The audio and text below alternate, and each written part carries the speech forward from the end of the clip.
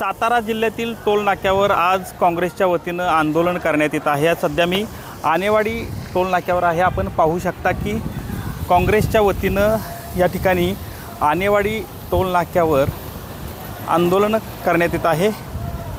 कोल्हापूरपासून पुण्यापर्यंत जो महामार्ग आहे, या महामार्गावर, राष्ट्रीय महामार्गावर मोठ्या प्रमाणात खड्ड्यांचं साम्राज्य असेल किंवा रस्त्याची दुरावस्था आहे, याबाबत अजूनही या ठिकाणी टोल नाक्याकडून किंवा प्रशासनाकडून कोणतीही उपाययोजना केली जात नसल्यामुळं मोठमोठ्या अपघातांचं प्रमाण जे आहे ते या रस्त्यावर वाढलेलं आहे।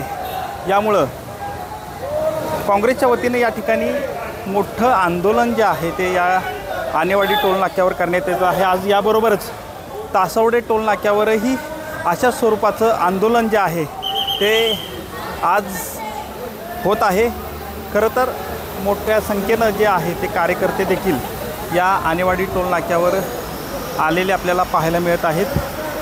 टोल माफी द्यावी अशी प्रमुख मागणी जी आहे ती या निमित्तानं या आंदोलनाच्या दरम्यान काँग्रेसच्या कार्यकर्त्यांनी केलेली एकूणच पाहायला मिळते। कॅमेरामॅन तुषार जाधवसह संतोष नलावडे, TV9 मराठी, सातारा।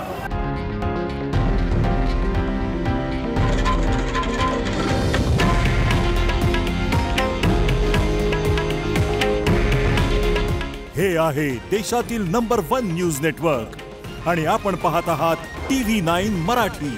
काळजी तुमची, हित महाराष्ट्राचं।